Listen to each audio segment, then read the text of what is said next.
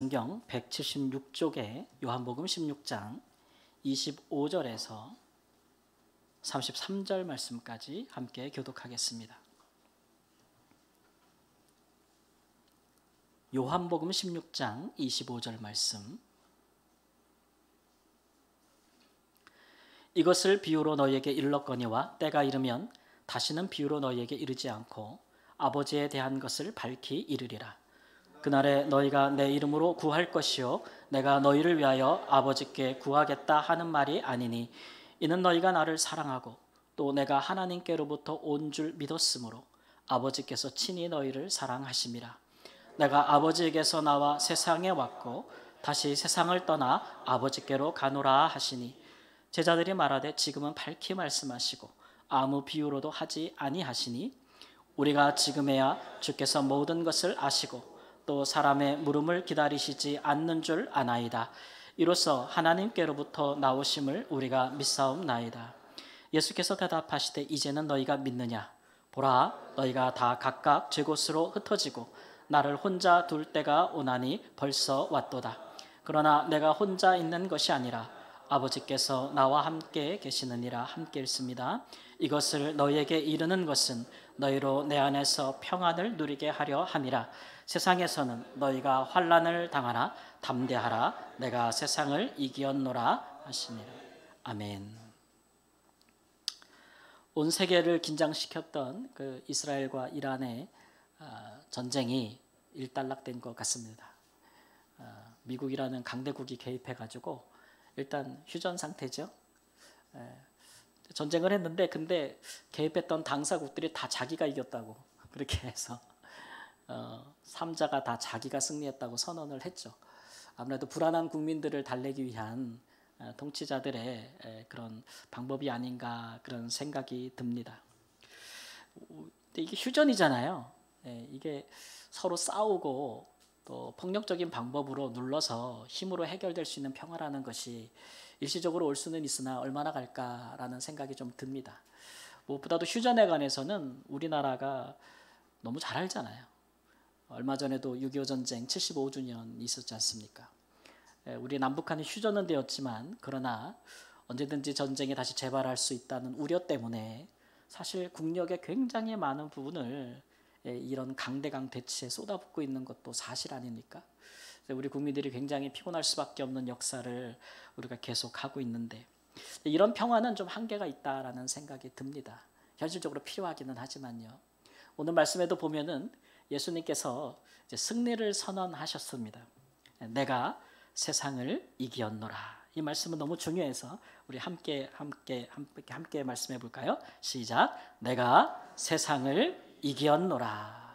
이기었노라. 예수님께서 무슨 무기나 또는 세상 통치자들처럼 무슨 어떤 강제적인 수단으로 누군가 싸워서 이겼다는 것은 아닌 것 같습니다. 그럼에도 불구하고 예수님께서는 여기서 이기셨다라는 얘기는 마치 전쟁에서 승리했을 때 쓰는 표현을 쓰시는 겁니다. 그래서 우리는 이제 이 의미에 대해서 오늘 살펴보겠습니다.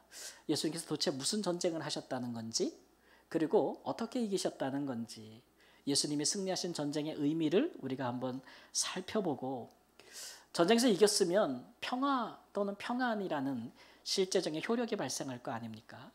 그것이 정말 우리의 삶에 미치고 있는 것인지도 우리가 한번 생각해 보도록 하겠습니다. 예수님의 승리는 우리에게 중요합니다. 우리는 예수님과 상관없는 사람이 아니고 예수님을 우리의 구주로 믿고 믿을 뿐만 아니라 그분을 따라 사는 삶, 그분을 본받는 삶을 사는 사람들이기 때문에 그래서 우리를 그리스도인이라고 부르지 않습니까? 그렇기 때문에 그분이 승리하신 것이 무엇인지 우리에게 어떤 효력이 있는지를 한번 살펴보겠습니다. 이로써 우리도 예수님처럼 세상에서 살아가고 있는데 예수님처럼 우리도 승리할 수 있는 믿음, 지혜, 또 평안, 또 담대함, 용기, 능력 이런 것들을 얻을 수 있는 은혜가 있기를 우리 예수님의 이름으로 축원합니다. 예수님께서 세상을 이기셨다라는 것의 의미는 무엇입니까? 오늘 말씀해 보니까 예수님은 사탄이 지배하고 있는 세상이라는 나라를 이기셨다는 겁니다. 그 나라와 전쟁을 하신 거예요. 이 땅에 오셔서 함께 읽어보겠습니다. 예수님은 사탄의 나라인 세상을 이기셨습니다. 우리가 보통 세상이라는 단어를 이렇게 좀 부정적으로 사용하진 않잖아요. 그죠? 세상이라는 나라는 보통 되게 긍정적인 의미, 아름다운 세상, 사람들이 살아가고 있는 사회, 혹은 이제 하나님이 창조하신 피조 세계를 볼 때 참 아름답다라고 일반적으로 말할 때 우리가 세상이라는 말을 쓰거든요. 근데 요한복음에서 쓰는 이 세상이라는 단어는 굉장히 부정적으로 사용되었습니다. 아무래도 요한복음을 처음 받았던 교회 혹은 공동체, 그리스도인들이 그들이 살아가고 있는 그 시대가 세상이 너무나 힘들었던가 보죠. 그러니까 그 세상이라는 말을 우리가 꼭 싸워서 이겨야만 되는 어떤 상황으로 받아들였다. 그래서 이런 단어를 사용한 것이라고 할 수가 있겠습니다. 그래서 요한복음에서 이 세상이라는 단어는 하나님을 대적하거나 예수님을 미워하는 어떤 그 세력 혹은 이후에 예수님을 믿고 따라가는 교회, 그리스도인들을 핍박하는 어떤 무리나 세력을 의미할 때 세상이라는 단어를 썼어요. 어디에서요? 요한복음에서. 그래서 우리는 요한복음에서 세상이라는 단어가 나오면 이거 무서운 단어구나 이렇게 좀 생각해 볼 필요가 있습니다. 요한복음 12장 31절 말씀 함께 읽겠습니다. 이제 이 세상에 대한 심판이 이르렀으니 이 세상의 임금이 쫓겨나리라. 세상은 심판의 대상인 거예요. 하나님의 대상. 요한복음에서. 그리고 그 세상의 임금, 왕을, 통치자를 하나님이 추방한다. 쫓아낸다. 그럴 날이 올 것이다 라고 말씀하고 있으니까 세상의 의미를 좀 이해하시겠죠? 여기에 나오는 그 세상의 임금은 누구겠습니까? 세속적인 나라의 국가의 통치자겠습니까? 그게 아니고 요한복음에서 나오는 이 세상의 임금은 다름 아닌 사탄이고 우리가 흔히 말하는 마귀. 마귀가 여전히 우리가 살아가고 있는 세상에서 그의 영향력, 그의 통치권을 발휘하고 있다라고 하는 것을 전제로 한 말씀이지. 그래서 우리가 요한복음을 가만히 살펴보면은 요한복음을 받는 사람들은 이거 핍박받는 사람들이구나라는 걸 알 수가 있어요. 요한복음에는 그래서 예수님을 믿었다는 이유 하나만으로 유대인들에게 핍박을 받는 사람들, 아니면 그 믿는다는 것을 감춰야만 생존할 수 있는 사람들이 나옵니다. 밤에 예수님을 찾아왔던 니고데모 같은 사람도 마찬가지고요. 예수님을 믿으면 출교를 당한다. 유대교에서 출교당한다는 것은 사회적으로 매장당하는 거거든요. 그런 박해를 받았던 사람들을 대상으로 예수님 때에도 그런 고민과 그런 두려움에 사로잡혔던 사람들이 있었다. 심지어는 예수님 자신이 그런 상태에 놓였었다. 그러나 예수님은 그것을 담대히 이기셨다라고 이제 말씀하고 있는 것입니다. 여러분 지금 우리도 세상을 살아가고 있는데 어떻게 살만하십니까? 한 번 더 살아보고 싶다. 살만하다. 예. 거듭거듭 살고 싶은 분도 있을 것이고. 우리 한국 교회사를 보면은요, 일제치하나 공산치하 있을 때가 있었잖아요. 그때는 정말 예수님을 믿는다는 것만으로도 생명을 담보할 수 없는 그런 시대였어요. 그때 성도들은 그들이 살았던 세상을 어떻게 생각했을까요? 더 살아보고 싶다? 그런 것보다는 하나님께서 우리를 위해 예비하신 곳으로 빨리 가고 싶다. 아마 그런 생각들을 더 많이 해서 우리 그때 이렇게 지어진 찬송가들 많아요. 찬양들도 많고 이 세상은 내 집이 아니다. 저 천국을 소망한다. 그런 시대일수록 천국에 대한 소망에 대한 것들이 참 많이 나오지 않습니까? 그럴 때를 한번 생각해 보세요. 요한복음을 수신했던 그리스도인들은 그런 상황에 놓여 있었던 거예요. 아주 혹독한 사탄이 통치하는 그런 세상에서 놓여 있었다는 겁니다. 예수님이 사역할 때도 예수님도 마찬가지 상황에 놓여 있었던 거예요. 그래서 예수님을 둘러싼 많은 사람들이 예수님을 죽이려고 했고 마침내 성공하지 않았습니까? 그래서 예수님은 십자가에서 정말 범죄자 중에 하나와도 같이 그렇게 취급을 받고 부당한 재판 가운데 억울한 죽음을 당하셨죠. 그런 예수님을 보고 패배했다고 보는 것이 맞겠습니까? 이겼다고 보는 게 맞겠습니까? 예수님께서 승리하지 못했다고 보는 것이 맞지 않겠습니까? 근데 성경은 우리에게 정반대의 해석을 내놓는단 말이에요. 고린도전서 2장 15절 말씀 우리가 함께 읽어보겠습니다. 통치자들과 권세들을 무력화하여 드러내어 구경거리로 삼으시고 십자가로 그들을 이기셨느니라. 예수님이 이기셨대요. 죽었는데. 더군다나 죽음으로 이기셨다는 거죠. 십자가로 이기셨다. 이런 해석을 내놓고 있습니다. 그러니까 이거를 받을 만한 사람만 받을 수 있지 웬만한 사람들은 이거 못 받아들여요.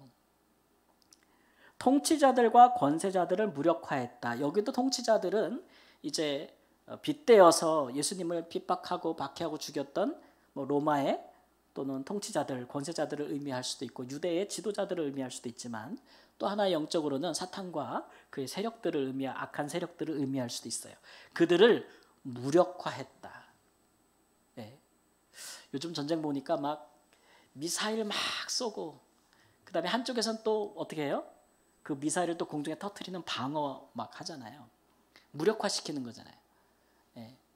그런 것 같은 거예요. 그러니까 사탄과 또 악한 세력들이 예수님을 막 공격하는데 예수님께서 그런 공격들을 다 무력화시키고 승리하셨다. 여기 구경거리로 삼으셨다는 얘기는 마치 옛날에 전쟁하면은 이긴 사람이 포로들을 끌고 데리고 오지 않습니까? 그죠? 그래서 뭐 해요? 자국에 와서 퍼레이드 같은 거 쫙 하잖아요. 그럴 때 잡혀온 패배한 사람들은 구경거리가 되잖아요. 그것을 보여주는 거예요. 개선행진하는 것 같은 거. 그러니까 예수님께서 사탄과 그 악한 영들을 그렇게 하셨다는 거예요. 십자가로, 죽음으로써 그렇게 하셨다는 거예요. 이걸 좀 더 우리가 이해해 보기 위해서 사탄이 예수님을 공격하는 혹은 사단이 인간을 공격하는 최고의 무기가 뭐겠습니까? 핵무기. 사탄의 핵무기가 뭐겠어요? 공격하는. 여러분 딱 두 가지입니다. 두 가지밖에 없어요. 따라해보세요. 죄와 사망. 네, 죄를 짓게 만들어서 영원히 사망하게 만들고 죽게 만드는 거. 그게 사탄의 무기인데 이거를 방어할 만한 사람이 없는 거예요. 나는 죄를 짓지 않을 수 있다. 나는 내 마음으로도 내 생각으로도 내 행위로도 하나님 앞에서 스스로 완벽하게 나는 의롭다고 말할 수 있는 사람만 가능한 일인데 그거 아무도 해낼 수 없는 일이란 말이에요. 근데 누가 그걸 하셨냐? 예수님이 그걸 하셨다는 거죠. 그렇게 방어만 하신 게 아니고 적극적으로 공격도 하셨다는 거예요. 심지어는 예수님과 같지 않은 사람들을 위하여 자기의 생명, 죄값을 치르심으로써 그들을 거기서 끄집어 건져 냈다 이거예요. 구원해 냈다 이거예요. 예수님은 그렇게 이겼다는 거예요. 그게 십자가라는 거죠. 자기 죄에 죽으신 게 아니니까요. 이런 말씀을 요한복음을 처음으로 받았던 그리스도인들은 얼마나 공감할 수 있었을까요? 살기 위해서는 믿음을 숨겨야 하거나 믿음을 버려야 되는 상황. 살기 위해서는 예수님을 배교해야 되는 시대적인 상황 가운데 놓였던 사람들은 우리보다는 훨씬 더 공감할 수 있었지 않았을까요? 내가 예수님을 믿지 않는다고 하느니, 내가 예수 그리스도를 배교하느니, 예수 그리스도를 버리느니 차라리 나는 출교당하겠다. 차라리 나는 거기에 죽을 수도 있다. 라고 하는 사람들이 진정으로 승리하는 삶을 살았던 사람들이라고 이야기할 수 있는 거죠.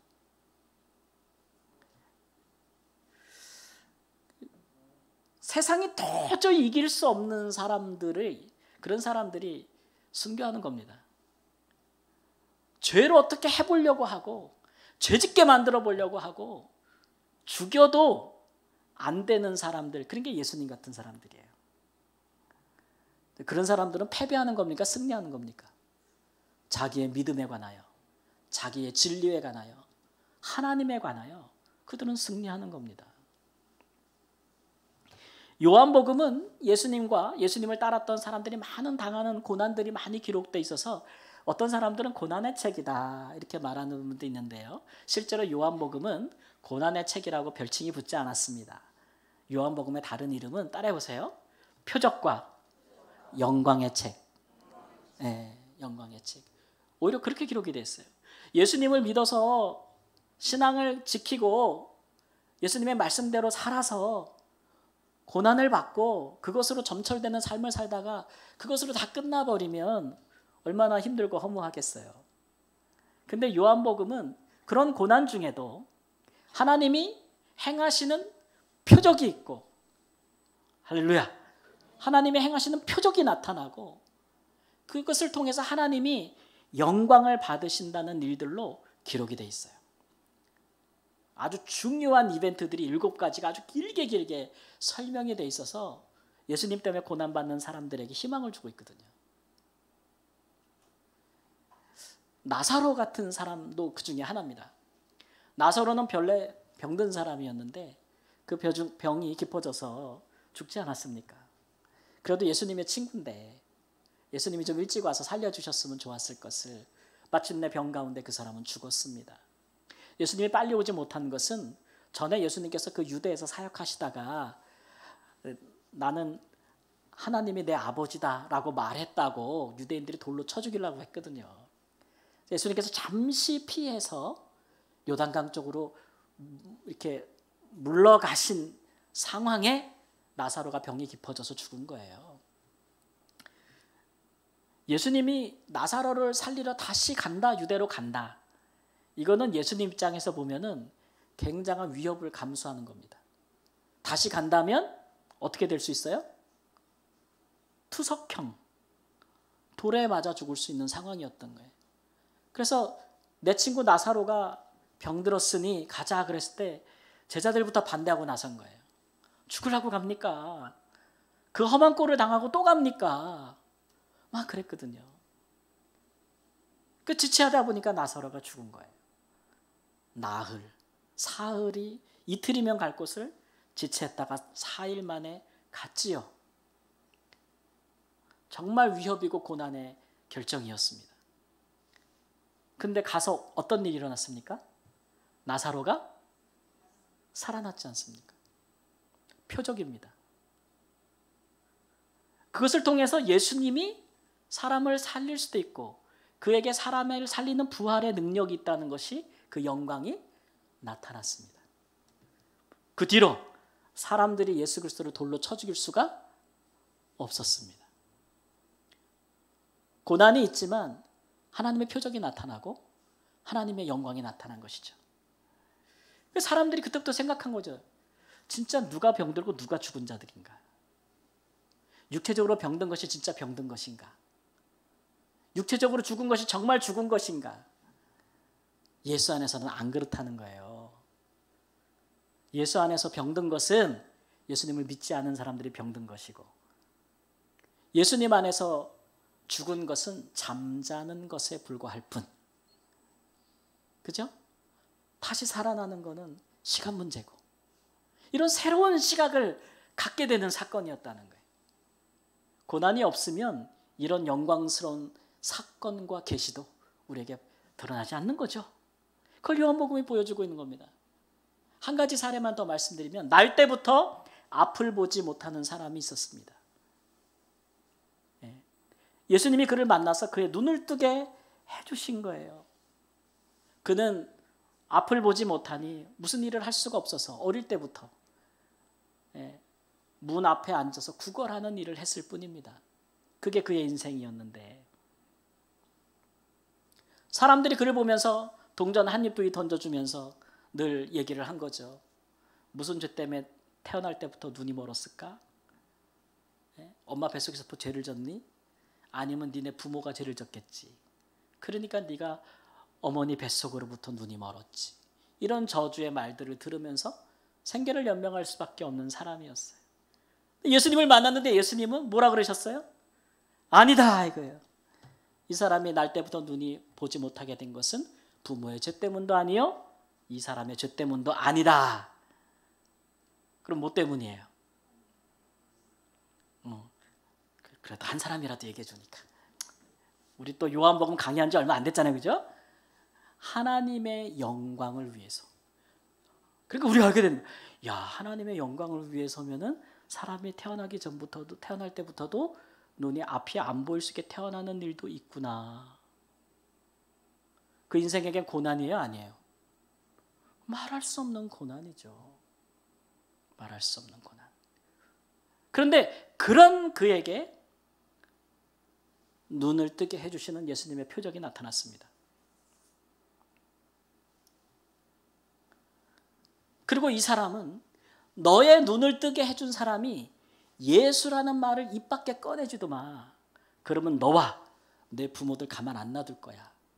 라고 하는 유대 지도자들의 협박과 위협에도 불구하고 내 눈을 뜨게 해준 분은 예수다. 라고 말하기를 주저하지 않았어요. 그렇게 하나님의 영광을 드러냈어요, 이 사람이. 이 사건을 통해서 우리는 알게 돼요. 누가 진짜 맹인인가? 누가 진짜 앞을 못 보는 자인가? 정말 육체적으로 앞을 보지 못하는 사람이 시각장애인인가?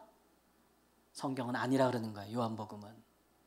하나님의 아들을 보고도 그를 알아보지 못하는 사람들. 그런 사람들이 앞을 못 보는 사람 아닌가? 본다고 다 보는 것이 아니라는 거죠. 하나님이 사람의 눈을 창조하셨으니 죄가 가리우지 않으면 하나님을 보고 알아볼 것이 아닙니까? 이런 이야기들이 큼지막한 표적과 하나님의 영광을 드러내는 이런 사건들이 요한복음에는 7개나 기록이 되어 있어요. 그러니까 고난의 책은 아닌 것이죠. 여러분 얼마나 이런 말씀에 공감하십니까? 그리스도인으로서 우리가 세상을 살면서 믿음대로 살며 하나님의 뜻대로 살다가 당하는 고난은 그 자체가 패배가 아니라 승리다. 아멘 할 수 있습니까? 왜 승리가 됩니까? 그 고난에는 하나님의 표적이 나타나고 그것을 통해서 하나님의 영광을 받으시기 때문에 그렇습니다. 여러분 지나온 우리의 인생을 돌아보고 우리의 신앙의 여정을 한번 돌아보세요. 가끔 우리 성도님들 이렇게 만나서 개인적으로 얘기할 때 지난 신앙의 여정을 얘기하시면서 간증하실 때 있어요. 혹은 이제 저희가 뭐 가끔씩 세워서 간증하잖아요. 그러면 간증하실 때 대부분 간증은 하나님께 영광 돌리는 거잖아요. 하나님께 영광 돌려가실 때 간증하신 내용 들어보면 다 어려운 일 얘기하셔. 그죠? 어려운 일 얘기하시더라고. 그 어려움 속에서도 하나님이 이렇게 역사하셔가지고 내가 이렇게 됐다고 그런 일들을 하시지 않습니까? 사실 이것은 이 신앙의 십자가로 승리한다는 이 신앙은 이미 하나님의 손길을 통해서 섭리를 통해서 우리 인생에 녹아들어 있어요. 언제 믿음이 가장 뜨거우셨어요? 언제 가장 큰 영광을 하나님께 여러분 돌리셨습니까? 돌이켜보세요. 믿음으로 살다가 고난이 있었으나 하나님이 승리케 하셨을 그런 것일 것입니다. 간증하면 저도 꽤나 간증 한번 해보죠. 저는 선교사를 13년을 했잖아요. 한국에 오면은 참 여기저기 교회에서 많이 불러주셔서 가서 간증하고 선교 보고 많이 했어요. 근데 요즘은 또 교단, 같은 교단 선교사라고 부르시진 않아요. 교회나 목사님들이 어느 교단 상관없이 그 선교사님이 좋다 싶으면 다 불러요. 그래서 저는 장로교 합동이잖아요, 저희 교회. 근데 저는 뭐 감리교회 가서도 했고 성결교 가시기도 했고 침례 가서도 했고 뭐 교단을 초월해서 여러 곳에 가서 정말 많은 간증을 해요. 간증을 하려면 하나님의 영광을 드러내려면 내 삶 가운데 어떻게 하나님의 영광이 나타났던가를 돌이켜보지 않겠어요? 돌이켜보고 생각해보면 제가 선교사로서 돌이켜보면 고난이 없이는 정말 영광이 없었더라고요. 고난이 없이는 하나님의 역사가 나타난 적이 없고 그랬어요. 제가 뭐 여러 번 여러분께 간증을 드렸지만 정말 가서 처음 사역을 열면서 아이들을 위해서 말라위에 있는 아이들을 위해서 사역을 열고 처음으로 복음 사역을 시작하고 그들을 섬길 때에는 그 앞서서 저희 자녀가 죽을 뻔하지 않았습니까? 네. 그런 어려움이 있었는데 하나님께서 그 사건을 통해서 내 자녀만큼이나 귀중한 이 말라위 어린이들에 대한 영혼에 대한 사랑이 내게 있는지를 물으셨고 그 길을 통해서 저는 우리 아들을 살려주신 하나님의 표적을 보면서 하나님께서 이 사역에 하나님의 영광을 나타내겠다는 확신을 가지게 됐어요. 그뿐만이 아니에요. 병든 사람들을 치료하고 뭐 병원에 의료가 없는 수십 킬로를 가야 그나마 병원에 갈 수 있는 사람들을 위해서 앰뷸런스를 몰고 마을마다 돌아다니는 의료 사역을 할 때는 그 사역이 열리기 전에 교통사고가 나서 선교 동역자들을 다 잃을 뻔했어요. 그 일을 위해서 왔던 후원자들이 말라위에서 교통사고가 나가지고 크게 다치고 정말 어려웠던 그런 사건들이 있었거든요. 근데 그런 일로 인해서 이 모든 사역이 다 그냥 사라지고 무마되고 아유 난 선교사 생활 다 끝났다 이렇게 생각할 줄 알았는데 오히려 오셔가지고 교통사고 당해서 그렇게 다치신 분들이 오히려 믿음으로 하나님 앞에 이 일을 더 추진하자고 하시고 더 헌신하시면서 그 사역이 일어서는 것을 봤어요. 제가 기독교 학교를 열고 학교들을 세우고 설립할 때는 정말 물질에 대한 시험을 너무나 많이 받았습니다. 너무나 많이 받았고 또 저희 교회 목회사역으로 제가 선교사를 하다가 저희 목회사역을 또 전환하시기 위해서 하나님께서 또 제 몸을 치시지 않았겠습니까? 제가 그래요. 나 아프지 않았다면 한국 안 나왔어. 맨날. 하나님이 저를 약하게 만드셔가지고 하나님 뭔가 나에게 원하시는 게 있나 그런 기도를 수년째 하게 하시고 지나와 보니 이 뜻에 순종하라고 하나님 나를 이렇게 치셨나 보다 그런 생각을 하게 된 이유도 있어요.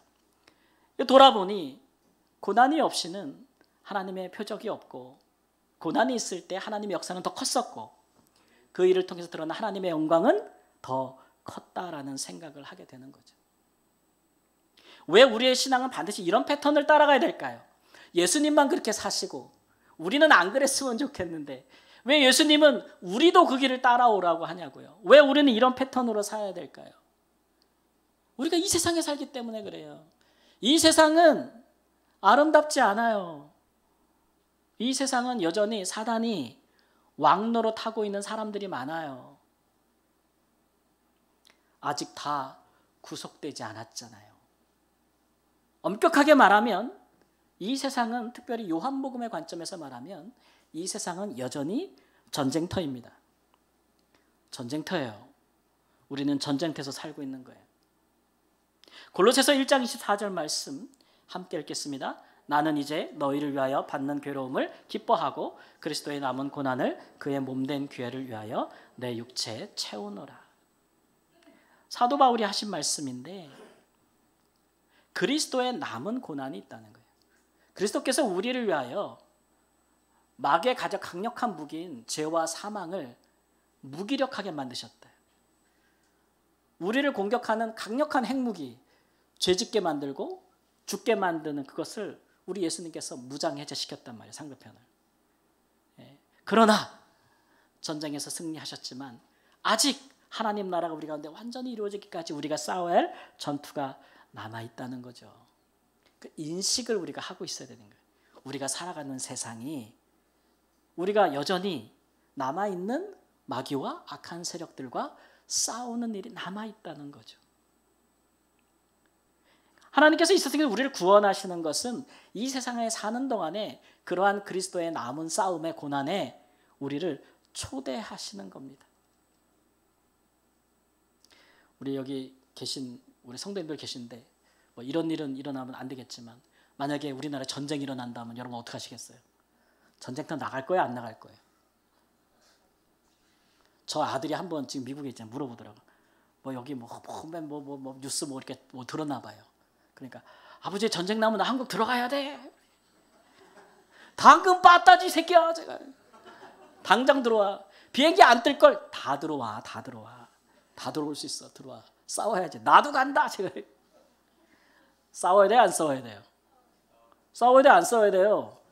싸워야죠.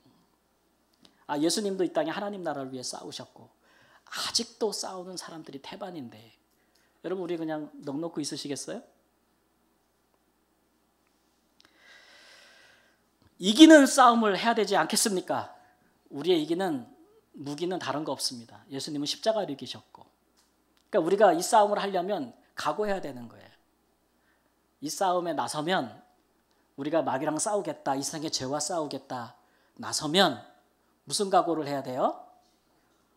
죽을 각오, 일사각오, 그 다음에 고난받을 각오 하셔야 됩니다. 예. 그래도 돼요.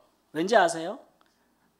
그래도 하나님의 표적과 그의 영광이 더 크기 때문에, 더 크기 때문에 두려워하지 마십시오. 쫄지 마십시오. 그렇게 예수님처럼 승리하시고 세상이 걸어오는 싸움을 여러분 피하지 마십시오. 그리스도인이 피하는 것은 정말 있어서는 안 되는 일입니다. 두려워하지 마시고 담대하게 맞서서 승리하시기를 우리 주 예수님의 이름으로 축원합니다. 두 번째로, 우리는 어떻게 해야 예수님처럼 세상을 이길 수 있겠습니까? 함께 읽겠습니다. 평안을 누리며 담대해야 이길 수 있습니다. 예. 십자가로 이긴다는 것은 분명한데 사실 이게 어렵잖아요. 쉽지 않고. 그래서 예수님께서 이길 수 있는 우리들의 어떤 노하우, 예수님께서 가지고 계신 노하우를 제자들에게 오늘 본문에서 전수해 주셨습니다. 예수님은 그것이 마음의 평안함과 또 담대함이라고 말씀하셨어요. 이기려면 마음이 불안하고 두렵고 그러면 이미 진 거예요. 예. 평안해야 돼요. 그리고 담대해야 돼요. 예. 세상에서 우리가 살 때. 여러분, 뭐가 있으면 우리가 마음이 평안하고 담대하겠습니까? 이제 이번 주일 지나고 주일 지나고 내일부터 또 막 중요한 일이 있고 막 안 되는 일이 있고 막 걱정 의심하시고 막 그렇게 한아름 갖고 계신 상황도 있으실 거예요. 여러분들 가운데. 뭐가 있으면 평안의 마음에 평안하고 좀 담대한 마음으로 그 일을 해나갈 수 있으실 것 같아요. 좀 내가 좀 권력이 있으면, 막 돈이 좀 진짜 많으면 한 큐에 그냥 해결할 수 있을 것 같고 그런 생각 드실 수도 있죠. 근데 세상의 모든 것들은요, 그냥 혼자 오지 않습니다. 친구 데리고 와요. 예. 친구 데리고 와요. 많은 물질은 많이 유용하죠. 근데 꼭 근심을 데리고 옵니다. 예. 친구를 같이 데리고 오잖아요. 여러분, 권력은 뭐를 데리고 옵니까? 교만을 데리고 옵니다. 그렇죠? 인생의 많은 쾌락은 또 인간을 타락하게 만드는 죄의 유혹과 시험을 데리고 옵니다. 예. 그러니까 그런 것들은 일시적으로 유용할 수는 있지만 부작용이 커요. 뭐가 커요? 부작용이 커요. 그래서 그런 걸로는 마음의 평안함과 담대함을 지속적으로 가지기가 어려워요. 우리 싸움은 한 번 싸고 끝나는 게 아니기 때문에. 그래서 예수님은 그런 것들 의지하지 말라고 하죠. 예수님도 그런 거 가질 수 많이 있었어요. 예수님 둘러싼 사람들을 보세요. 예수님을 둘러싼 가장 이너서클은 3명 있었어요. 3명. 베드로, 야고보, 요한. 그 다음에 그 3명 바깥에 또 12명이 있었어요. 이게 핵심 그룹이죠. 12명을 넘어서면 제자가 없었을까요? 아니에요. 70명 그룹이 또 있었어요. 한 이만하겠네. 그 다음에 70명 넘어가면 없었어요? 한 120명 정도의 무리가 또 있었어요. 그 바깥 외곽에. 그리고 예수님께 든든하게 물질을 대는 후원자 그룹도 있었어요. 120명을 넘어가면 또 대그룹이 또 있었어요. 500명 정도. 뭐야! 그러면 번개처럼 모일 수 있는 500명 정도. 더 넘어가면 예수님이 있는 곳에 모여서 직결할 수 있는 5,000명의 사람들도 있었잖아요. 예수님이 언제든지 고 하면은 세력을 이룰 수 있는 사람들이 있었다고요. 그 사람들을 통해서 권력이든 물질이든 자기를 위한 만족이든 다 추구할 수 있었어요. 근데 예수님은 그게 마음의 평안을 주고 승리할 수 없다는 걸 아셨죠. 네. 그래서 그런 것들은 상황이 바뀌면 다 사라지는 것들이에요, 여러분. 권력은 무상하고 물질은 위험하며 그런 거 있지 않습니까? 예수님이 하나님의 뜻을 따라서 십자가를 승리하겠다고 하자, 고난받는 길을 가겠다고 하자, 그 많은 사람들이 다 어떻게 했습니까? 다 흩어졌다 그랬어요. 다 흩어졌어요. 다 제 갈 길로 갔어요. 예수님 옆에 몇 명 남았어요? 몇 명 남았습니까? 오늘 성경 말씀해 보니까 혼자라 했어요. 예수님이. 나 혼자 남았다. 근데 예수님께서 근데 나 두려워하지 않아. 근데 나 불안하지 않아. 나 평안하고 담대해. 왜 그러냐면 다 떠나고 나를 혼자 뒀는데 누가 나를 떠나지 않고 나와 함께 있느냐면 하나님 아버지. 아버지가 함께 계시기 때문에. 이 말을요. 하나님 아버지라는 말을 요한복음에서 예수님이 몇 번 말씀하시냐면 100번 이상 말씀하세요. 다 세보면 120번 정도 나와요. 예수님이 그 어려운 상황에서도 평안을 잃지 아니하고 담대하게 그 길을 끝까지 가시면서 승리할 수 있었던 것은 하나님 아버지가 나와 함께 한다는 그 믿음, 그 확신, 그것이 마음에 평안을 주셨던 거죠. 여러분 세상에서 누가 함께 한다면 얼마나 힘이 됩니까? 예. 얼마 전에 저 우리나라 부산에서 뭐 얼마 되지도 않았죠. 여자 학생 3명이 아파트에서 셋이 투신하지 않았습니까? 유서를 보니까 뭐 학업 스트레스, 진로에 대한 부담감, 진짜 너무 슬픈 일이 아니에요. 요즘 사회 하도 이런 일이 많아서 이런 일들은 잘 뉴스로 들어오지도 않는 것 같아요. 얼마나 그들이 외로웠고 얼마나 불안했겠어요.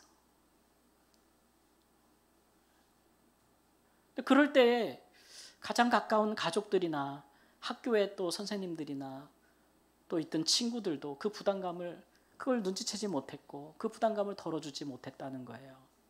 친구들은 경쟁 상대고 선생님들은 경쟁에서 이기라고 다그치고 부모님들도 마찬가지일 수도 있겠죠.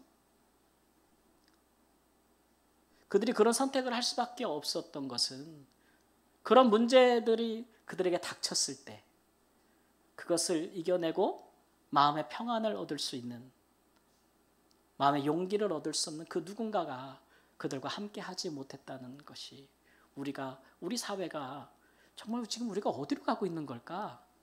라고 돌아봐야 되는 경종을 울리는 사건들입니다. 내 애들이 아니어서 괜찮지 뭐. 이렇게 여길 사건들이 아니잖아요. 때로는 우리는 아무에게도 도움을 받지 못할 정말 진실로 고독하고 외로운 순간들이 있죠. 특히 우리가 세상에서 죄와 싸울 때, 악한 것들에 저항할 때, 그때는 더합니다. 하나님의 나라를 위해 살아가는 사람들은 고독할 수밖에 없을 때가 있잖아요. 그래도 그 모든 그런 순간에도 그 누구보다도 누가 우리와 함께 하시니까? 하나님 아버지, 우리 주님께서 우리와 함께 하시니까 마음의 평안을 얻을 수 있다라고 예수님께서 지금 주장하시는 겁니다. 그리고 제자들에게 말씀하시고 지금 제자들이 불안해하거든요. 예수님께서 나 이제 갈 거야. 나 아버지께로 갈 거야. 그랬더니 제자들이 불안해요. 어디 가냐고. 예수님 어디 가시냐고. 우리도 데려가라고 막 그러잖아요. 제자들이 그 평안의 비결은 내가 없어도 성령께서 너희와 함께 하실 것이며 내가 너희와 항상 함께 있을 것이다. 그러니 평안하라. 그리고 담대하라고 말씀해 주고 있는 것 아니겠습니까? 제가 그 주례를 한 적이 있는데 말라위에 있을 때 한국분하고 말라위 여성분하고 결혼 주례를 한 적이 있어요. 나이 차가 솔창케 나요. 누가 나이가 많겠어요? 한국 사람이 나이가 많아요. 저런 도둑놈 속으로는 그러면서 상황을 잘 아니까 축복해서 이제 했는데 그 남자분이 또 한국에서 이제 그 시한부 판정을 받아가지고 사실 이제 마지막 이제 몇 개월 안 남았는데 이분이 이제 한국에서 이렇게 병원에 죽기 싫다 해서 약을 다 인천공항 쓰레기통에 던지고 그냥 비행기 타고 말라위로 오셨어요. 그리고서는 교회를 나오기 시작하시면서 하는데 나중에 몇 개월 뒤에 결혼하시겠다 그래서 축복하면서 제가 이제 그랬죠. 예. 다른 말들 많이 할 수 있지만 어떤 어려움과 고난이 와도 두 분이 부부가 서로 함께 한다면 다 이겨낼 수 있다. 다 이겨낼 수 있다. 이런 말씀을 드렸고 그렇지 않습니까 여러분? 아무리 힘들어도 부부가 하나님의 뜻 아래서 한 몸이잖아요. 부부가 하나 되면 역경을 헤쳐갈 수 있잖아요. 근데 그게 안 될 때도 있다. 그게 안 될 때도 누가 함께 하신다? 하나님이 함께 하신다. 그래서 믿음의 가정이 중요하다. 아, 남편 못 믿겠어. 아, 진짜 아내 진짜 신뢰가 안 가. 그럴 때라도 각자 누구를 신뢰하니까? 하나님을 신뢰하고 또 이 사람을 내게 짝으로 주신 하나님을 믿는 거로, 그러면 다 승리할 수 있다. 그렇게 제가 주례를 했던 기억이 나는데 그분 지금도 아주 잘 살고 계십니다. 벌써 10년이 지났는데 얼마나 잘 살고 있는지 몰라요. 인생에 위기가 오고 힘들고 더군다나 그렇게 그냥 인생을 평범하게 살아가는 것도 쉽지는 않은 일인데 거기다가 우리가 그리스도인으로서 뭔가 믿음을 지키고 하나님의 뜻대로 산다는 것은 더 어려운 일이죠. 그렇게 하기 시작하면 여러분 더 많은 고난이 올 것입니다. 세상은 여전히 죄가 활개치고 사탄이 활동하는 곳이기 때문에 그렇습니다. 그러나 하나님이 우리와 함께 계시고 예수님이 우리와 함께 계시기 때문에 우리의 마음은 평안하고 또 담대할 것입니다. 그렇게 나아가는 우리에게 하나님은 표적을 행하실 것이고 하나님의 영광은 나타날 것입니다. 저도 힘들 때 이 말씀들 암송하고 있는데 이 말씀 암송하고 아멘하고 힘을 내거든요. 오늘 마지막은 이 말씀을 함께 읽고 우리 아멘 같이 하고 기도하겠습니다. 로마서 8장 37절로 39절 말씀 함께 읽습니다. 그러나 이 모든 일에 우리를 사랑하시는 이로 말미암아 우리가 넉넉히 이기느니라. 내가 확신하노니 사망이나 생명이나 천사들이나 권세자들이나 현재일이나 장래일이나 능력이나 높음이나 깊음이나 다른 어떤 피조물이라도 우리를 우리 주 그리스도 예수 안에 있는 하나님의 사랑에서 끊을 수 없으리라. 아멘. 기도하겠습니다. 주님, 우리를 두렵게 하는 것이 무엇입니까? 우리를 불안하게 하는 것이 무엇입니까? 우리를 흔드는 것이 그 어떤 것입니까? 예수님께서 십자가로 이기시며 평안을 누리라 하시고 담대하라 하신 말씀을 들었습니다. 예수님처럼 우리도 주님이 우리와 항상 함께 하시기에 평안을 잃지 않고 용기를 얻어 우리에게 주어진 그 부르심의 자리에서 믿음을 따라 말씀을 따라 성령을 따라 살게 하시고 하나님이 약속하신 놀라운 표적들과 영광을 통하여 승리하게 하여 주옵소서. 존귀하신 우리 주 예수님의 이름으로 기도합니다. 아멘. 이제 우리 함께 일어나셔서 나는 믿네 찬양하고 축담으로 예배를 마치겠습니다.